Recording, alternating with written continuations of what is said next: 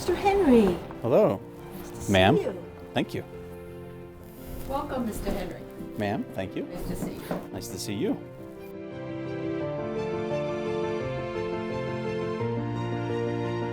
So this must be inside my grandson's house, who's right here behind me. That is John Joseph Henry, not to be confused with my son.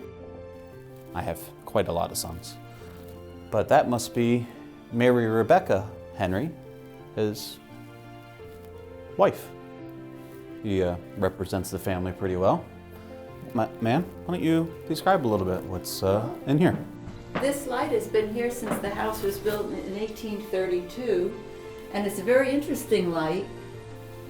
You would pull this down. It's on a pulley system. They would fill this bottom with whale oil originally. They would light the oil, and then that would shine on the stairs and through the hallway, so they could walk around at night and not have to carry a candle. Oh, that's very nice, because back in my day, I would have to carry a candle everywhere through the house if I wanted to go. Wow, good invention. So I noticed this very fancy wallpaper. Is that a wallpaper? No, this actually is made of leather. It's embossed leather that has been painted. Very unusual, very different, and it goes up the stairs and down the hallway and up the upstairs hallway. We believe it came in the Victorian period, the 1880s. Wow, fabulous.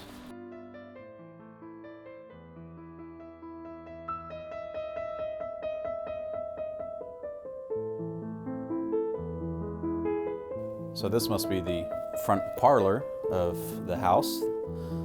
Wow, a lot of history in this room. I mean, there's a portrait of myself there that was done in 1756 when I married my beautiful wife, Anne Henry. That was painted by Benjamin West, by the way, who I helped along his way to England, that painted the death of Socrates. Wow, that is wonderful. So, what can you guys tell me about a little bit about the architecture? And because I'm a craftsman, so I always like the architecture and craftsmanship and a wonderful front parlor like this. So what can you tell me about the ceiling here? I see this wonderful embroidery. Well, I think a lot of this was done, obviously this wasn't there here in 1832. I think in the Victorian period when a lot of the changes were made, like the black marble fireplace. The black marble would have come in the 1880s in the Victorian period. The pier glass is very Victorian between the front windows. So changes were made from what the house looked like when your grandson built it to the Victorian period to today. So I'm assuming that my grandson must have had more of a colonial look to this house. But we do have evidence that he did have wall-to-wall carpeting in here. Wall-to-wall carpeting? Wall-to-wall carpeting in both of these rooms. Wow, that is absolutely exquisite. He was wealthy. Very wealthy. He was wealthy. But it's good to see that wealth stayed in the family. The clothing that you see here Yes, beautiful. actually were worn by Henry women. We have other clothing throughout the house to show, but these are some of the Victorian dresses that we have, and all of the clothing that you will see as you walk through the house, everything was worn by the Henry women throughout the years. Wow, the styles certainly have changed since my era. Mr. Henry, you might want to take a look at this chair. It belonged to your son, William II. Yes, this is one of the oldest pieces of furniture that we have in the house. Your son, as you probably know, was a justice of the peace in Nazareth, and he used this chair when he presided over cases. And this chair, we believe, actually goes back to the 1790s with paperwork that we have. So that's William II's chair. Look how low the seat is and how high that is. You know what the reason for that is to keep a high posture when you sit in the chair.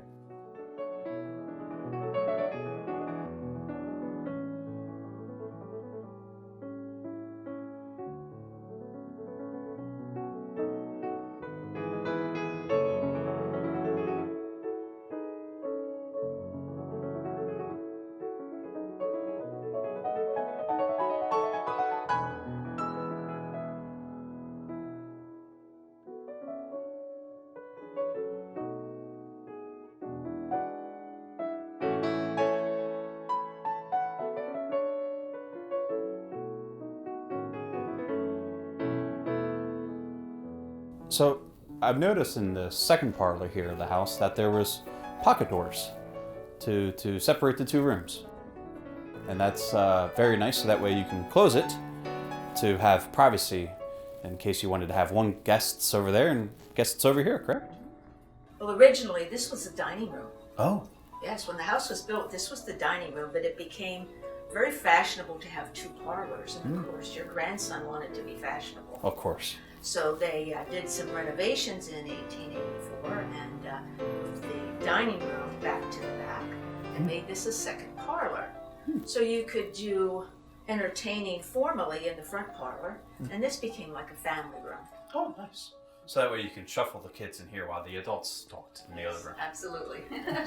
And wonderful painting over here. Yes, that's actually was brought from Europe by your great-grandson, James. James traveled extensively and he went to Europe several times. He always brought beautiful pieces back for the house. That's Raphael's Madonna in the chair. It's a copy, but the beautiful frame is plaster on wood. And it's just an exquisite piece. There used to be a matching one in the front parlor, but that's in the process of being restored. So I also noticed this wonderful piano that almost looks like a grand piano. Am I correct? It's called a square Chickering piano. Oh, They were made in Boston. They're still a company, the Chickering Piano Company. And we still actually have the bill of sale from October 24th, 1868. When the Henry family bought this, they bought it in Philadelphia, and they bought it, and it cost $900 in 1868. $900. So you can imagine what it is probably worth today. That was a lot of money back then.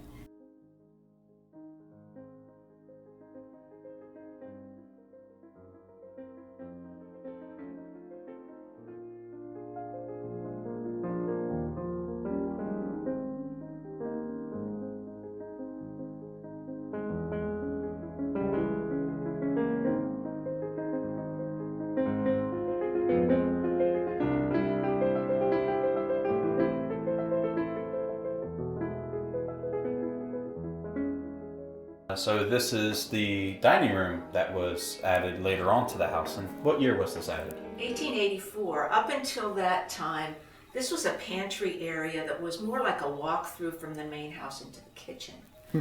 So from the fireplace out was added and the Victorian windows. And we have exquisite woodwork in this room.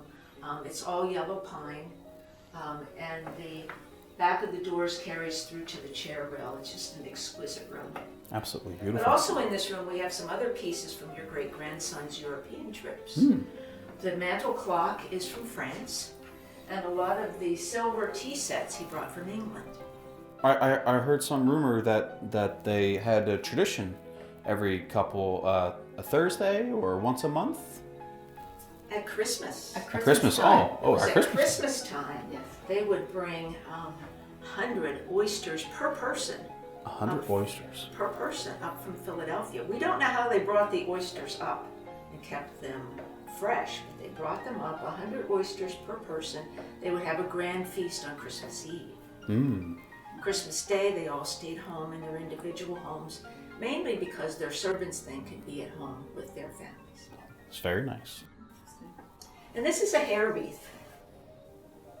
Made out of hair. Made out of hair from the Henry family. And then they would embellish it with shells and pearls and different gems in there. Sometimes all the hair would be from one person. Sometimes it would be a family hair piece. and they'll be here for many people in the family as they passed on. And it's all made from single strands of hair twisted together to make the flowers and the different designs.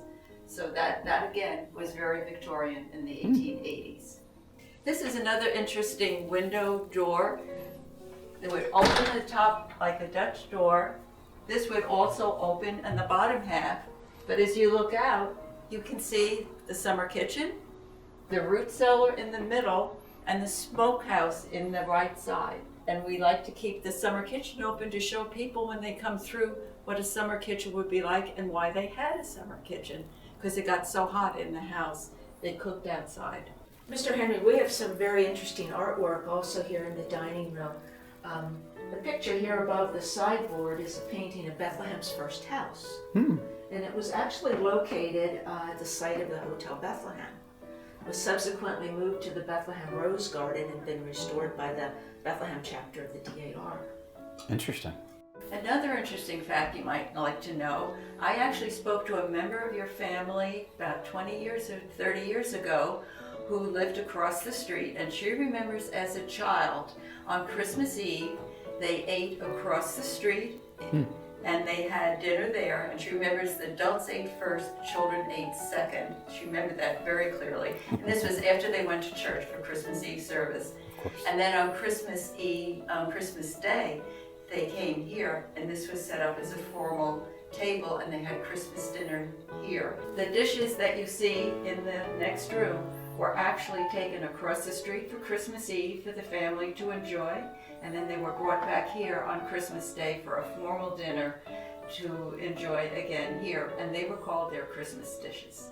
And if you look, the napkins have an H on for Henry. The silverware has an H on for Henry. So this is all Henry dishes, silverware, crystal, everything the Henrys used to use.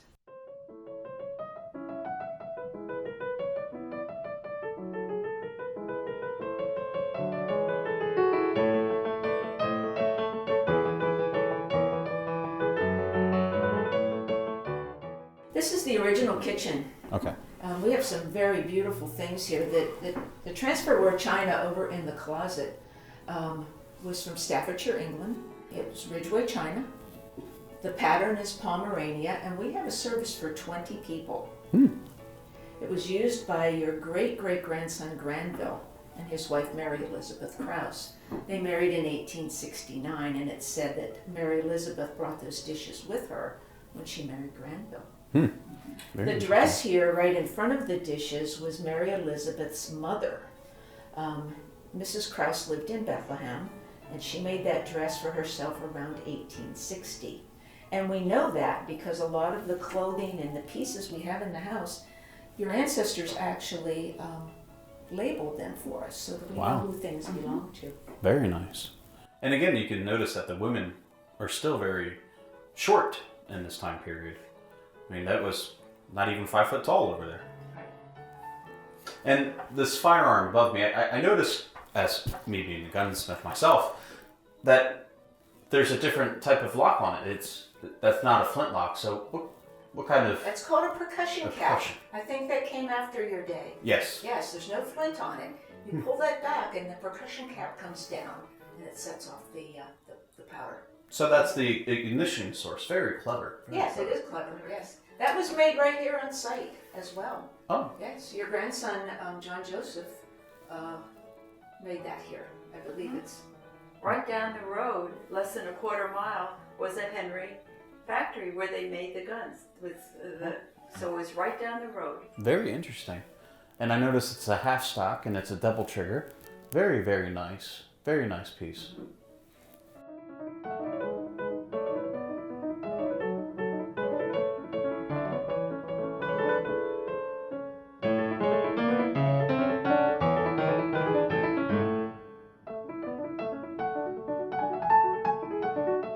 I'd like you to see the pantry in here. Everything you see in here belonged to the Henrys through one of the 5 generations who lived here. Fortunately, they took care of everything.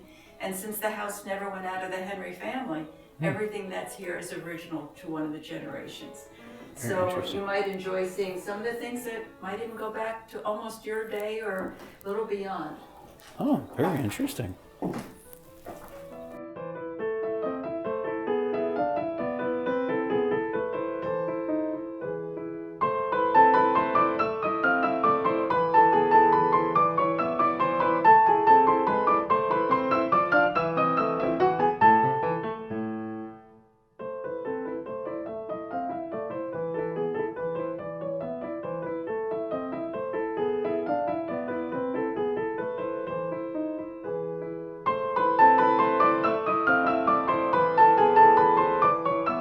Do you know who she might be? No, who is this? This lady on the left is Mary Henry Stites, who is the last resident to have lived in this house. She's pictured here with her mother. She had lived here with her parents at one time. Her mother died at 101. Wow. Mary Henry died around the age of 83. And Mary Henry never married or had children, so she was the last resident. And she is actually the person that bequeathed this house and everything in it, just about everything in it, to the Jacobsburg Historical Society, of which she was a founding member. She wanted the history passed on for future generations, the Henry Long Rifle, the family, this home, and she wanted this house to be a museum that it is today. Very nice. Very smart idea.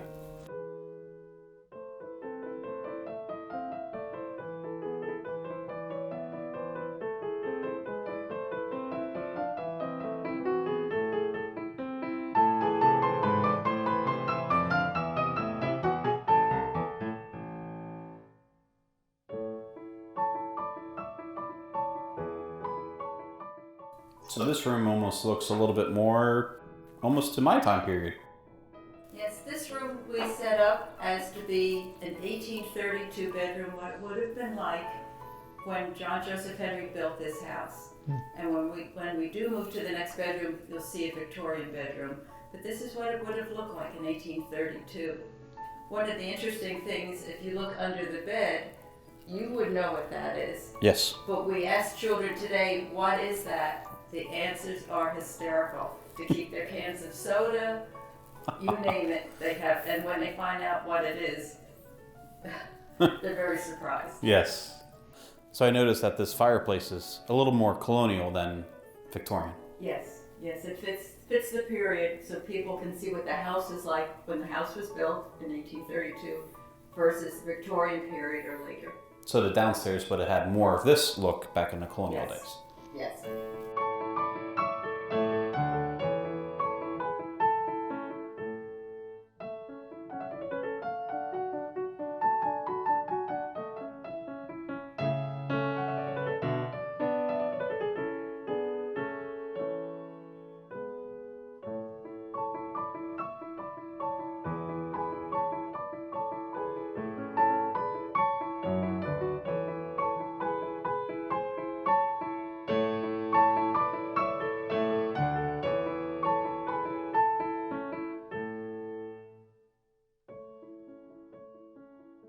And so this room is a little later and Just a little bit later, you can see the way it was decorated. This is the way Mary Henry Stites' parents lived when they lived here. This was their bedroom. So you can see how just the wallpaper, the furnishings, the way it's been updated to a later period. very nice. And whose wedding gown and tux? Well, this Is is Granville Henry and his wife Mary Elizabeth. This is her wedding gown from 1869, and we believe that was also his wedding jacket.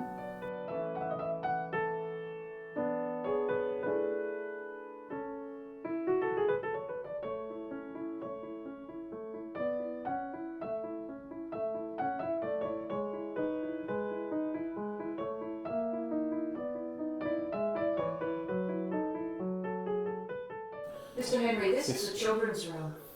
We are so blessed that the members of your family kept most of their possessions, but especially the toys from the children. So we have a display here of all the vintage toys. There's a goat down here pulling a cart. These little sheep down here in the bottom shelf we just found a couple years ago, tucked in the back of a drawer. And each of the sheep is wearing a coat that was hand knitted for that sheep. Wow. And up here is the Henry family nativity scene. The pieces are made out of paper mache. We treasure them, we wrap them each year, and then bring them out at Christmas time. So this bed belonged to one of my Well, we forebears? actually know that the bedspread belonged to your great-great-grandson, Granville, and that we have papers that show that have been saved that this was Granville's bedspread. So your great-great-grandson. Wow. And as you look around at the clothing, some of the children's clothing that has been saved, their toys, and this is actually a child's bathing suit that would have belonged to someone in your family. And it even has the little pants, the wool pants that go with it.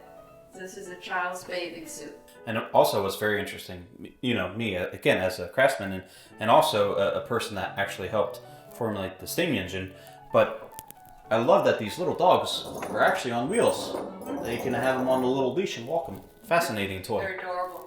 And that they stayed in such good condition throughout the years being played with. I would have played with that all the time if they would have had that in back in my time period.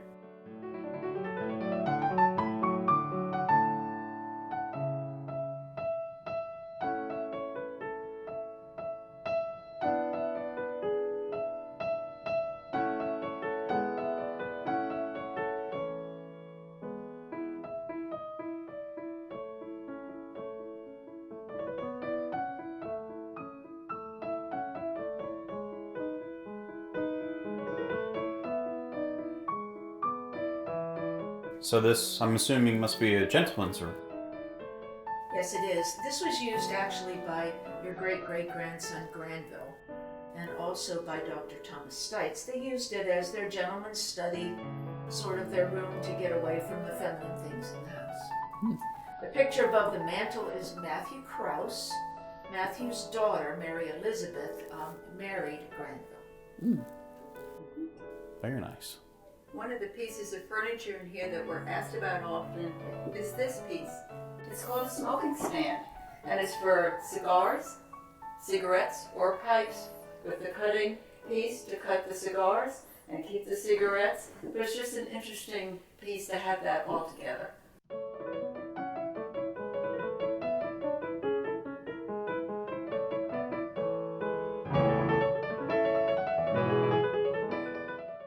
Well, thank you again very much, ladies, for this wonderful tour. It was wonderful to have you with us today and to see your family home over the years.